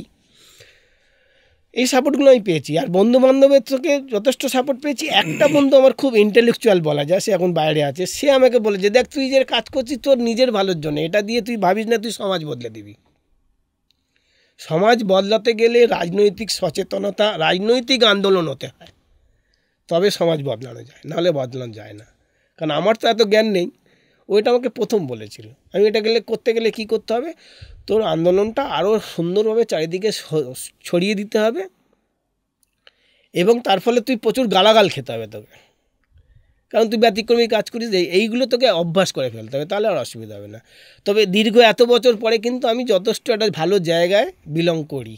প্রত্যেকে বলে যে না এই কাজটা করছে, এখনকার বন্ধুবান্ধব যারা এখনও যোগাযোগ আছে তারা এখনও সেটা রিয়ালাইজ করে, না এটা এত সুন্দর কাজ করছে, ভালো লাগে শুনতে।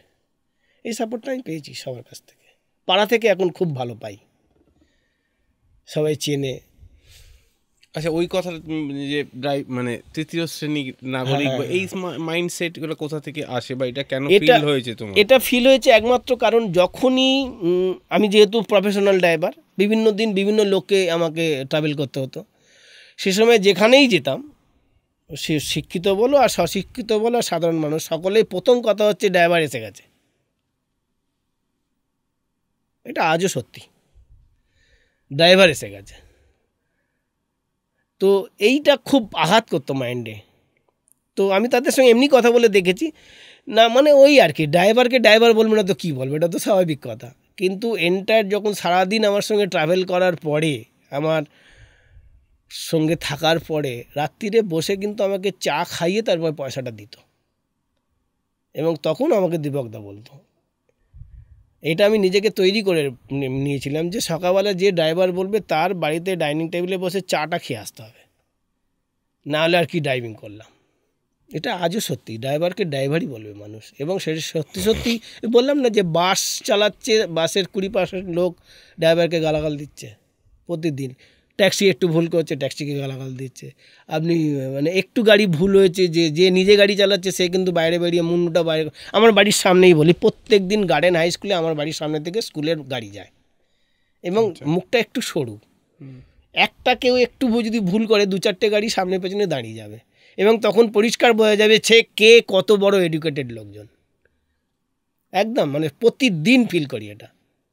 যারা ভালো গাড়ি নিয়ে নিজে গাড়ি চালিয়ে যাচ্ছে তারা কিন্তু ওই ভাষাটা ইউজ করবে না, কিন্তু যেই দেখবে একটা ট্রাভেল মানে পুল কারের গাড়ি, তুই কেন ঢুকিয়েছিস, মানে ভাষাটা অন্য চেঞ্জ হয়ে যাবে। ব্যাপারটা হচ্ছে ওই জন্যই বলি যে ড্রাইভার মানে হচ্ছে তৃতীয় শ্রেণীর নাগরিক। সেটা কি মানে এইটা থেকে কি বেরিয়ে আসতে পারা যাচ্ছে না এখনো, মানে মনে হচ্ছে? না, পারা যাবে না তো, কারণ এটা হচ্ছে তো পুরোটাই রাজনৈতিক এবং প্রশাসনিক গাফিলতি। রাজনৈতিক প্রশ্রয় তো এই জায়গাটা নিয়ে এসেছে। আমাদের তো রাজনৈতিক কোনো শিক্ষা নেই, আমাদের কোনো রাজনৈতিক শিক্ষা নেই। সমাজ সচেতন করতে গেলে যে ধরনের শিক্ষার প্রয়োজন আছে সেটা নেই আমাদের মধ্যে, যার ফলে এটা হচ্ছে। যেমন দেখো না, যে একটা মিছিল হওয়া মানেই যে 1000 বাইক যাচ্ছে, 1000 বাইকে কারোর মাথায় হেলমেট নেই। এই যে প্রশ্রয়টা, এটা তো পাড়াতে গিয়ে কাজে লাগছে, এটাই তো প্রশ্রয়। এবং অদ্ভুত লাগে, একটা ছোট্ট গল্প বলি তোমাকে। 2 দিন আগে রাত্রি 12টার সময় আমি ট্যাংলা পার্কে গাড়ি নিয়ে দাঁড়িয়ে আছি এবং ট্যাংলা পার্কের আশেপাশে কোনো একটি নেতার জন্মদিন ছিল। অন্তপক্ষে 500-700 বাইক এসছে, তাদের চালানো এবং তাদের ঢোকা, তাদের কথাবার্তা শুনলে মাথা খারাপ হয়ে যাবে।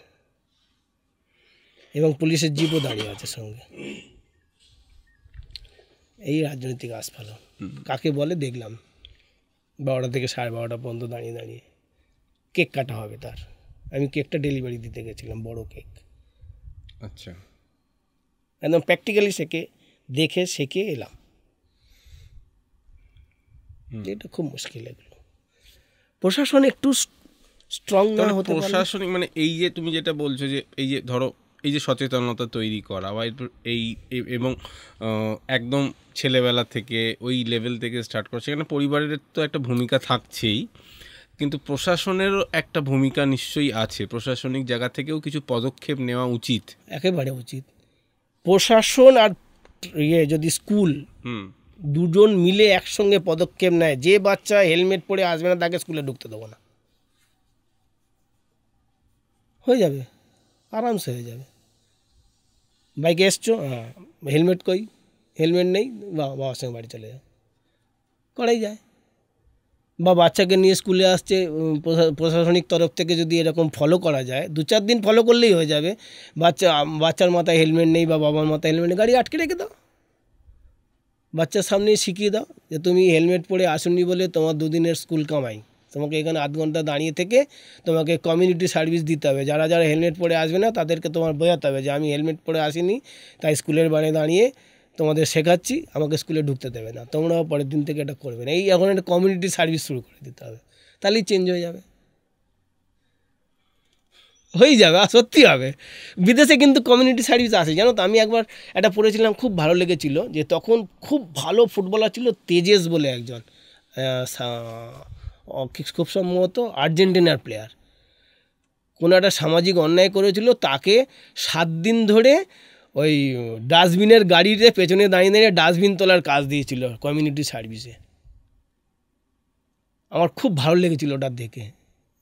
স্বনামধন্য একজন ফুটবলার, সকালবেলা সার্ভিস করে ফুল ড্রেস পরে গার্বেজের গাড়ির পেছনে দেখে হ্যান্ডেল ধরে ধরে দাঁড়িয়ে যায়, আর রাস্তা থেকে গার্বেজ তুলে নিয়ে ডাব্বা ঢালতে হয়। মানে বিদেশের নিয়মটা হচ্ছে এরকম, তাদের সার্ভিস দিতে হয়েছে 7 দিন। এইরকম কমিউনিটি সার্ভিস আমাদের যদি করানো সম্ভব হয় তাহলে বহু ক্ষেত্রেই আমরা লাভবান হব আর কি। একটা জিনিস যেমন ধরো তুমি আমরা জানি যে কিছু কিছু জায়গাকে তো অ্যাক্সিডেন্ট প্রোন জোন বলে আইডেন্টিফাই করা হয়, বলে দেওয়া হয়। এবার হয়তো কিছুদিন আগেই মা ফ্লাইওভারে বেশ একটি মর্মান্তিক দুর্ঘটনা ঘটেছে। এবং অন্যান্য জায়গায় হয়তো ঘটছে, জানি না, হয়তো আমি হয়তো ব্যক্তিগতভাবে জানি না, আরও হয়তো ঘটছে। এবার এই যে দুর্ঘটনা, মানে আমরা তো এখন আমাদের কাছে টেকনোলজি অনেক বেশি আসছে, কিন্তু তাও ওই দুর্ঘটনা আমরা এড়াতে পারছি না এবং থেকে যাচ্ছে। তো সেই ক্ষেত্রে তুমি এই যে সচেতনতা, এটা প্রশাসনিক এবং রাজনৈতিক স্তরে কিভাবে ঘটা উচিত বলে তুমি মনে করো বলে আমি তোমার কাছে জিজ্ঞাসা করব। আচ্ছা, ড্রাইভিং স্কুল যেগুলো আছে, সেই স্কুলের কি পরিকাঠামো বা শেখানোর পদ্ধতি এবং মধ্যে কিছু রদবদল আনা উচিত? এবং আর ট্রাফিক সিগন্যাল বা এই যে ট্রাফিক রুলস যেগুলো রয়েছে, এই যে 173টা তুমি রুলস বলছো, এখন তো আমাদের জীবনযাত্রা বদলালো, টেকনোলজি অনেক বেশি ঢুকলো, তাহলে সেই রুলসেরও কি পরিবর্তন কিছু ঘটার দরকার বলে মনে হয় তোমার? হলে কি তোমার জায়গা থেকে তুমি বলবে? যদি প্রথম হচ্ছে ড্রাইভিং স্কুল নিয়ে আমি যেটা বললাম, যে পরিকাঠামো আমাদের খুব নিডি মানুষরা ড্রাইভিং শিখতে আসে, আর যারা পয়সা দিয়ে ড্রাইভিং শেখে তাদের পরিকাঠামো হচ্ছে তারা নিজেদের গাড়ি থাকে, বা আরও বেশি পয়সা দিয়ে তারা এক্সট্রা মানে অতিরিক্তভাবে ড্রাইভিংটা শেখার চেষ্টা করে, আরও বেশি পয়সা দেয়, মানে পার ডে 1000 টাকা, পার ডে 2000 টাকা, এরকম প্রসেস আছে, বিভিন্ন গাড়ি আছে, বিভিন্ন ড্রাইভিং আছে। ড্রাইভিং স্কুলের পরিকাঠামো আমাদের খুব মিনিমাম একটা, খুব মিনিমাম, ওই 8টা সিটিং দিলাম, 8টা সেই আধ ঘন্টা করে, ওটা দিয়ে তো আর ড্রাইভিং শেখা হয় না। সেই কারণে আমি বলছিলাম যে এই ড্রাইভিং সিস্টেমটাকে আমাদের সিমুলেটিং সিস্টেমে কনভার্ট করা উচিত। তাতে এক জায়গায় বসে সিচুয়েশান অনুযায়ী গ্রো করে তাকে ড্রাইভিং শেখানো যায়, এবং সেই সিচুয়েশান অনুযায়ী করতে গেলে তার ব্লাড প্রেশার, তার মেন্টালিটিও চেক করা যায়, তাতে অনেক বেশি সুবিধা হয়। হ্যাঁ, মানে যেমন আমার যেমন মনে হয় যে সবার তো করা উচিত না। হ্যাঁ, সবাই তো ড্রাইভিংটা করা উচিত না, মানে যেমন সবাই চাইলে কবিতা লিখতে পারবে না বা ডাক্তারটা হতে পারবে না। ড্রাইভিংটা মানে গাড়ি কিনলেই ড্রাইভিং করবো, ড্রাইভার হয়ে ড্রাইভিং করার একটা যে প্রবণতা, মানে এটা তো সবাই তো ড্রাইভিংটা করতে পারবে না, মানে সেটা তো একটা কার্টেল করা উচিত। এই যে শিক্ষাটা নেই বলেই, আমাদের এই যে ড্রাইভিং শেখানোর শিক্ষাটা ঠিকঠাক নেই বলে, প্রথমে যেটা হয় যে ড্রাইভিং বসেই প্রথমে বলবে যে হর্ন দাও, এটা হচ্ছে প্রথমেই শিখিয়ে দেয়, মানে মগজে ঢুকিয়ে দিল হর্ন দিতে হবে। শিক্ষাটাই একদমই নেই আমাদের। আর যারা ড্রাইভিং শিখে যেই মাঠে নামলো, সে অনেক কাঠখড় পুড়িয়ে ঠুকে তারপরে গাড়ি চালানো শিখলো, দু একটা জায়গায় এদিক ওদিক করে তারপর হয়তো শিখলো। সবাই বুঝে গেছে যে অন্যের দোষ, আমার দোষ নয়, এটা তাদের প্রুফ করতে হবে। দোষটা আমি করিনি, ও করেছে তাই হয়েছে, এটা প্রুফ করতে হবে। এটা সব ক্ষেত্রে প্রযোজ্য। তো এই ড্রাইভিং সিস্টেমটা যদি ওই সিমুলেটিং সিস্টেমে আমরা চেঞ্জ করতে পারি, কনভার্ট করে দিতে পারি আধুনিক উপায়ে, আধুনিক বেসিকে, এবং সেই সময় যদি তার মধ্যে ব্লাড প্রেশার ওইগুলো বলছি না, যে মেন্টালিটি মাপার মতো করে যদি তো আমরা শেখাতে পারি, তাহলে আমরা সঙ্গে সঙ্গে ক্যান্সেল করে দেবো যে এ হাই টেম্পটেড লোক, একে দিয়ে রাস্তায় গাড়ি চালানো মানেই এ লোককে মারবে, বাদ দিয়ে দিতে হবে তাকে। ঠিক, মেন্টালি চেক আপ করেই তাকে লাইসেন্স দিতে হবে। আর অনেক মানুষ আছে, আমার বস ড্রাইভিং লাইসেন্স করেছে বলে আমার যা মাথা গরম, আর কোনোদিন গাড়ি চালাবো না, এটা স্বাভাবিক। অনেক মানুষ বুঝেই যায় যে আমার যা টেম্পারেচার, এই টেম্পারেচার মনে গাড়ি চালানো ঠিক হবে না। হুট করে রেগে গেলে তো গাড়ি মানে কি বলো তো, গাড়ি মানে কিন্তু 10টা লোকের জীবন নিয়ে রাস্তায় চলা। আর ওই কারণে আমি তো বলছি, একটা মানুষ একটা বাসের মধ্যে যে 50-60 জন লোক বসে আছে, সে সেই জীবন নিয়ে যাচ্ছে, কিন্তু তাকে আমরা নেগলেক্ট করছি, তাহলে তার মেন্টালিটিটা কোথায় যাবে? তার তো ধাঁচা উড়ে গেছে, তার সেলফ কনফিডেন্ট বলে কিছু নেই, তার ধাঁচা উড়ে গেছে, তার সমস্ত কিছু টাটা টাটা টাটা টাটা টাটা টাটা আর বিড়ি, টাটা টাটা টাটা আর বিড়ি। এবং এই বাসের এই দুর্ঘটনাগুলো সব কিন্তু ঘটছে শুধুমাত্র ওই কারণ।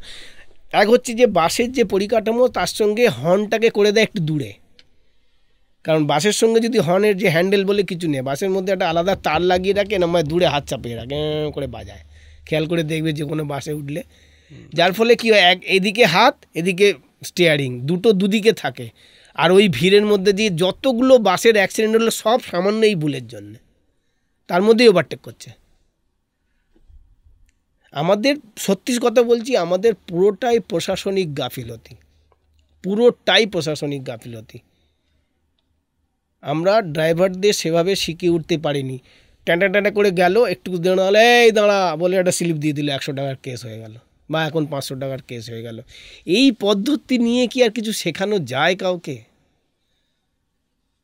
ট্রাফিক ডিপার্টমেন্টটা যেন হয়ে গেছে পয়সা রোজগার করার একটা জায়গা, একটা ফান্ডিং জায়গা হয়ে গেছে, যে প্রত্যেক দিন তোমাকে এত পয়সা লুট করে নিয়ে আসতে হবে পোশাক পরে। এটা হয়ে গেছে মনে হচ্ছে, আমার দেখে শুনে তাই মনে হয়। এবং আগে 100 টাকার কেস এখন 500 টাকা হয়ে গেছে, দাগ পেরোলেই 500 টাকা ফাইন। আবার কখনো নিচ্ছে না, সবটাই ওদের মর্জির ওপর নির্ভরশীল। গড়িয়াহাটের মোড়ে বাস পরপর 4টে দাঁড়িয়েছে, 4জনেই হর্ন বাজিয়ে যাচ্ছে, অথচ নাকি কি বিশাল বিশাল গড়িয়াহাটায় আমাদের যত ফিল্ম স্টার আছে সবার ছবি টবি দিয়ে এবং একটি ভদ্রমহিলার বড় করে ছবি লাগিয়ে শব্দ দূষণ রোধ করছে। অথচ গড়িয়াহাটের মোড়ে দাঁড়িয়ে দাঁড়িয়ে আমি দেখে যাচ্ছি 4টে বাস একই সঙ্গে বা হর্ন বাজিয়ে যাচ্ছে, ট্রাফিক হাঁ করে দাঁড়িয়ে আছে, তারা তাদের গল্পে ব্যস্ত বা চা খেতে ব্যস্ত। আসলে বস কিছু হচ্ছে না, ট্রাফিক সিস্টেমটা কিছু হচ্ছে না। ট্রাফিক সিস্টেমটা এখন একটা ওই নির্দিষ্ট স্লোগান কোনো একজন ভদ্রমহিলা দিয়ে দিয়েছেন, সেফ লাইফ না সেফ ড্রাইভ কি একটা স্লোগান, আমি মাথায়ও রাখি না ওই জিনিসটা। এটা একটা কর্পোরেট ফান্ডা হয়ে গেছে। এই কর্পোরেট ফান্ডাটাকে ট্রাফিকে কারোর তো মেরুদণ্ড নেই, তাদের চাকরি রাখতে হবে। হ্যাঁ, তাহলে এই একটা ছোটো গল্প বলা যায়, পরে তো আমি বলছি। এই যে তুমি বললে না মা ফ্লাইওভারে দুর্ঘটনা বা কিছু দুর্ঘটনার প্রবণ এলাকা, এগুলোর বোর্ড বা সিস্টেম তো আরও চেঞ্জ করা উচিত। এখন তো আধুনিক যুগে সমস্ত জায়গায় ক্যামেরা আছে, সমস্ত জায়গায় ক্যামেরা লাগানো আছে, রাস্তার উপরে কিন্তু আপনি সার্ভিলেন্সের মধ্যে দিয়ে যাচ্ছেন অমুক তমুক, তাহলে এদেরকে আটকাচ্ছে না কেন? যেই একটা গাড়ি হাই স্পিডে যাচ্ছে, অলরেডি কলকাতা শহরে যেমন রাজারহাটে এই ঘটনাটা বেশি ঘটে, মা ফ্লাইওভার 2 দিন আগে ঘটে, রাজারহাটে পরপর এরকম হলো যে গাড়ি উল্টে গেছে হাই স্পিডের জন্যে। তো ক্যামেরা তো আছে, দেখতে পাচ্ছে তো একটা গাড়ি কীভাবে যাচ্ছে না যাচ্ছে, তো সেগুলো পদক্ষেপ কেন করছে না? ধরো আজকে হয়নি, আজকে গাড়িটা বেরিয়ে গেছে, তো মাঝে মাঝে তো দেখতে পাচ্ছে একটা গাড়ি এতগুলো গাড়ি। এরকম আমিও দেখেছি যে যখন একটা গাড়ি দুর্ঘটনা ঘটেছে, পরবর্তীকালে ট্রাফিক পুলিশ বলছে এই গাড়িটার পেছনে 100খানা কেস আছে। আরে বাবা, 100খানা কেস যদি থেকে তাহলে গাড়িটাকে আটকাওনি কেন এতদিন ধরে? দুর্ঘটনার পরে তোমাদের মনে পড়ছে? এই মুশকিলগুলো আছে, এইগুলো চেঞ্জ করতে গেলে শুধুমাত্র পরিকাঠামো, মানে এই যে বললো না যে দুর্ঘটনাপ্রবণ এলাকা, একটা গাড়ি 60 কিলোমিটার স্পিডে যাচ্ছি, একটা 2 ফুট বাই 2 ফুট জায়গায় লেখা আছে দুর্ঘটনাপ্রবণ এলাকা, সেটা আমার ক সেকেন্ডের মধ্যে চোখে পড়বে বলো তো? এটা তো চেঞ্জ করতে হবে এই জায়গাটা তো। হ্যাঁ, এই জায়গাটা তো চেঞ্জ করতে হবে। তাহলে কি করতে হবে?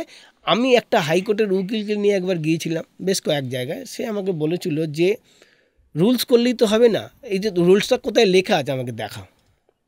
একটা লোক ওনার কাছে পয়সা চেয়েছিল এয়ারপোর্টে গিয়ে, বলে স্যার 10 মিনিট হয়ে গেছে তাই আপনাকে 60 টাকা দিতে হবে। মানে কোথায় লেখা আছে দেখাও, বলে ওইখানে বোর্ড আছে। তো বোর্ডটা কোথায় আছে উনি দেখে এবারে ডিপার্টমেন্টকে ফোন করেছে, ওখান থেকে পুলিশ এসছে। কি হয়েছে স্যার? আমি এই যে বোর্ড লাগিয়ে রেখেছো, এটা আমার তো চোখে পড়লো না। তার মানে আর কারোর লোকের চোখে পড়ে না, বোর্ডটা তাহলে এমন জায়গায় লাগাতে হবে যেটা সবার চোখে পড়ে। মানে তখন ওই জায়গাটা শিখলাম যে ট্রাফিক রুলস, এই যে বলছো না যে দুর্ঘটনাপ্রবণ এলাকা, ওইটা এমন একটা ভিউ পয়েন্টে রাখতে হবে যেটা প্রত্যেক মানুষের চোখে পড়বে, প্রত্যেক চালকের। তুমি লাগিয়ে দিয়েছো মানে তোমার কর্তব্য শেষ, সেটা নয়। তোমাকে এমন জায়গায় লাগাতে হবে যেটা প্রত্যেক মানুষের চোখে পড়ে, তবে তুমি তার উপরে বলতে পারো যে তুমি এটা মেনে চলো। তো সেটা আমাদের হয় না এখানে, আর সেটা তো অর্ধেক মানুষ জানেই না। এই হচ্ছে মুশকিল, ওটাকে চোখে পড়ার মতো করতে হবে যাতে মানুষ বুঝতে পারে যে এই জায়গাটা ডেঞ্জার। আমি একটা জায়গা বলি, মোকামা বলে, মানে বিহারে যাওয়ার একটা রাস্তা, সেটা একটা ঘাঁটি দিয়ে যেতে হয়, মানে পাহাড়ের ওপরে উঠতে হবে, পাহাড়ের নিচে নামতে হবে, ঘাঁটি ক্রস করতে হয়। এইখানটায় আমি যাবার সময় দেখেছি 5খানা গাড়ি অ্যাক্সিডেন্ট হয়ে পড়ে আছে রাস্তার ধারে। 5খানা গাড়ি, হ্যাঁ, এরকম 5 জায়গায়।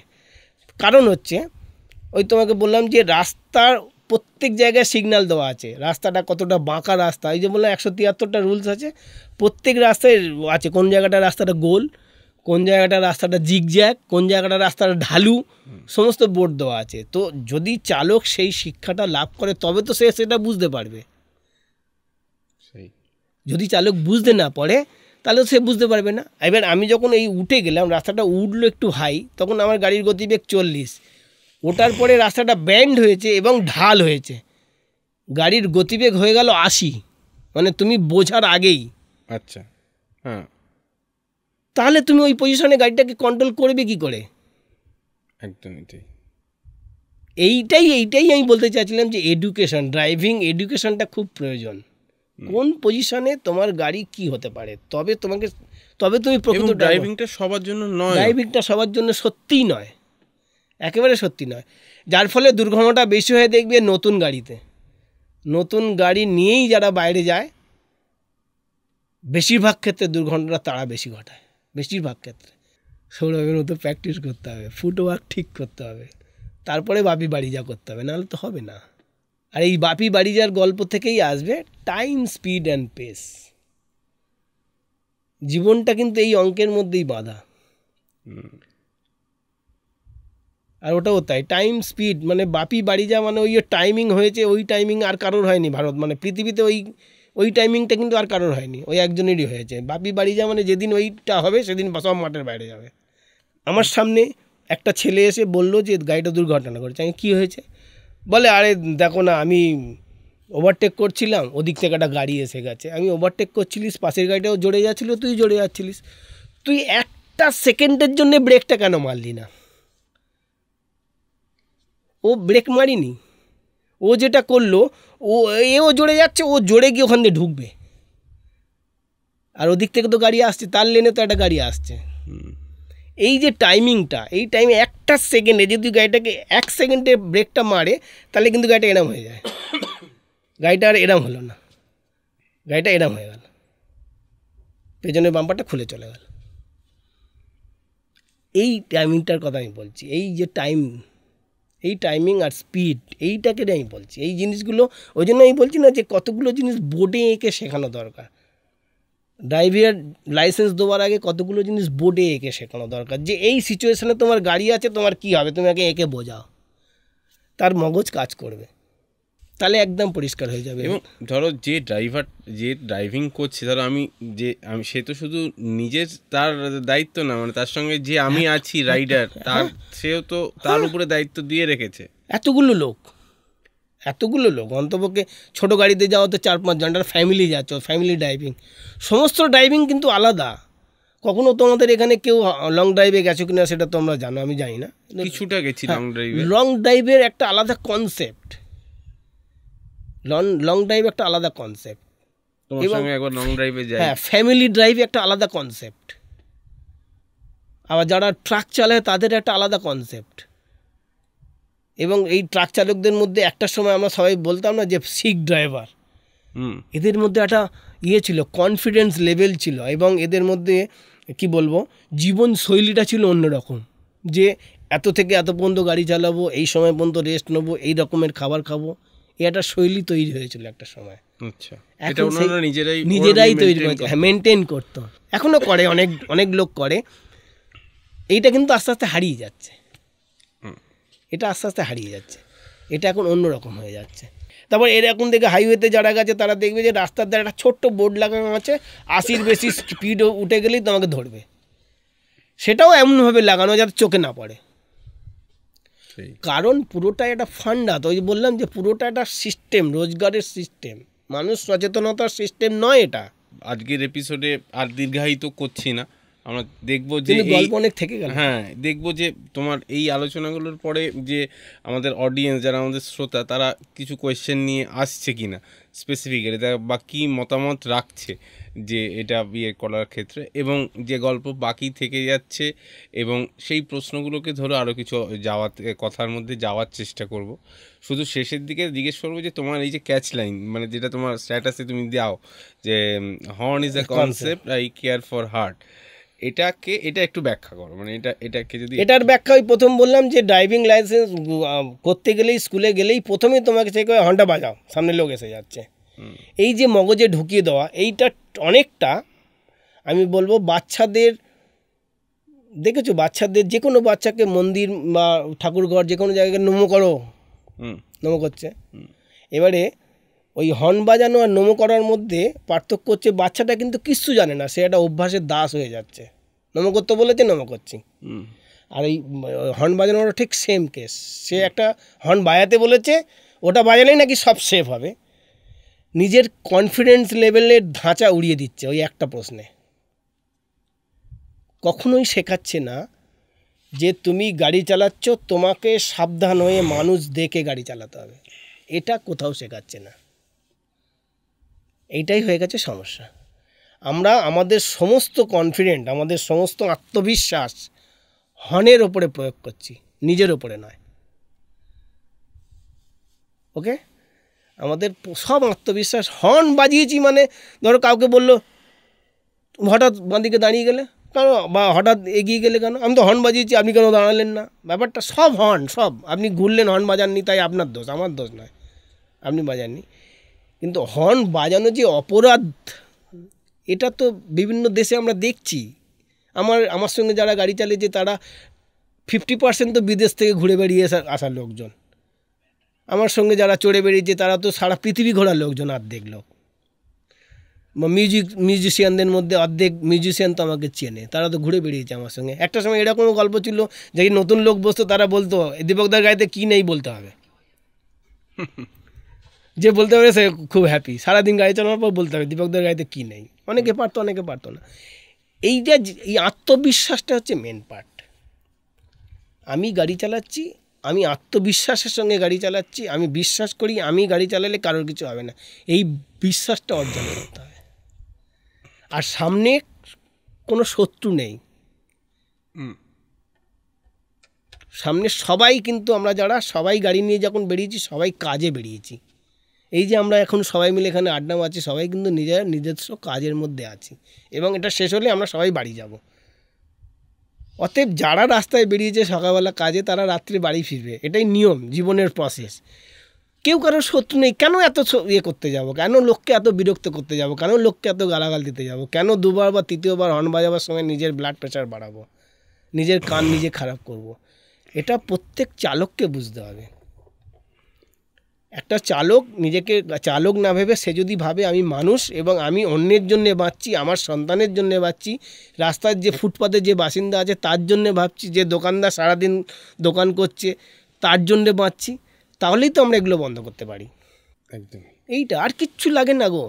এই এফেক্ট, আমি যে থিওরিটা বলেছি, আমি অনুরোধ করব সবাইকে, প্রত্যেক মানুষকে যারা আমাকে চেনে বা আমাকে ভালোবাসে, এরকম অনেক লোক আছে যারা হর্ন বাজায়নি। যেমন কিছুদিন আগে একটা পেপারে এসছে, সৌমিত্রদা, আমাদের ভূমি সৌমিত্রদা 16 বছর 17 বছর হর্ন বাজাচ্ছে না। আমার তো প্রায় 20-25 বছর হতে চললো, আমি হর্ন বাজাই না। আমি একটা থিওরি নিজের জায়গা থেকে আবিষ্কার করেছি, time, speed and pace always synchronise your patience.